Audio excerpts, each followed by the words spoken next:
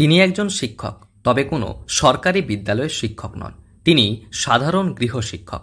টিউশনি করে সামান্য টাকা রোজগার করে সংসার চলে। তবে শুধু বাচ্চা পড়ানো নয়, এই শিক্ষকের নেশা বড্ড অদ্ভুত। বিদ্যালয়ের ছেলেমেয়েদের পড়ানোর পাশাপাশি এই গৃহশিক্ষক পূরণ করেছেন নিজের শখ।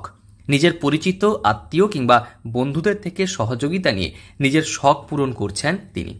ছোটবেলার সেই নেশাকে আজও জিইয়ে রেখেছেন বড় বয়সে। স্বাভাবিকভাবে এই শিক্ষকের ভাবনা এবং উদ্যোগ ও নেহাত শখকে সাধুবাদ জানিয়েছেন সকলে। ছোট্ট থেকে নতুন টাকা কিংবা কয়েন দেখে সরিয়ে রাখার এক মানসিকতা ছিল। তবে বড় হতে ধীরে ধীরে বুঝতে পারেন বিভিন্ন দেশ ও বিদেশের কয়েন কিংবা নোট সম্পর্কে। স্বাভাবিকভাবে বিভিন্ন দেশ ও বিদেশের কয়েন ও নোট সংগ্রহের ইচ্ছে জাগে তার। সেই মতো শুরু তার সংরক্ষণ ও সংগ্রহ। প্রায় দীর্ঘ 6-7 বছর হয়ে গেল আমি এই কয়েন আর কারেন্সিগুলোকে সংগ্রহ করছি। কেন এই শখটা কেন? ছোটবেলা থেকেই নতুন ধরনের কয়েন দেখলে সেটাকে লুকিয়ে রাখার একটা প্রবণতা ছিল, ভীষণ ভালো লাগতো।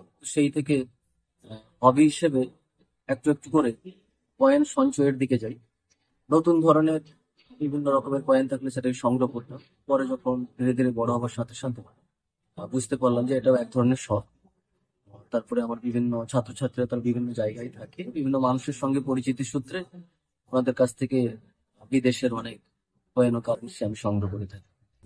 টিউশনি শিক্ষকতার পর নিজের ইচ্ছেতেই দেশ ও বিদেশে থাকা বহু মানুষদের থেকে তিনি সংগ্রহ করেছেন একাধিক দেশের নোট ও কয়েন।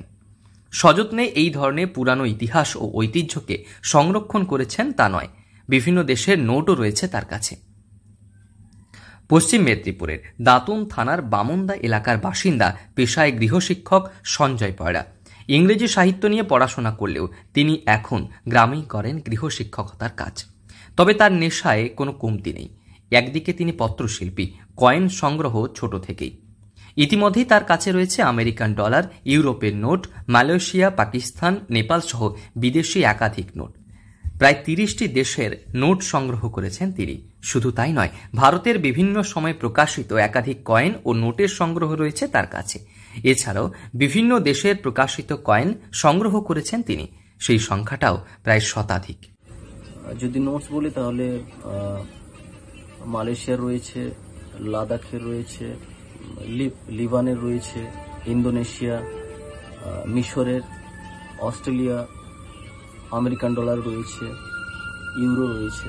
কিভাবে সংগ্রহ করলেন এগুলো? আর বিভিন্ন ছাত্রছাত্রী তারা বিভিন্ন জায়গায় থাকে, বহু মুসলিম ছাত্রছাত্রী তারা বহু জায়গায় থাকে, তারা এনে দেয়। স্বাভাবিকভাবে শুধু গৃহশিক্ষকতা নয়, নোট ও কয়েনের সংগ্রহের নেশা তার। আগামীতে যা ছোট্ট ছোট্ট ছেলেমেয়েদের কাছে একটি ইতিহাস হয়ে দাঁড়াবে। শিক্ষকের এই ভাবনা ও উদ্যোগকে কুর্নিশ জানিয়েছেন সকলে। পশ্চিম মেদিনীপুর থেকে রঞ্জন চন্দ্রের রিপোর্ট, লোকাল 18 বাংলা।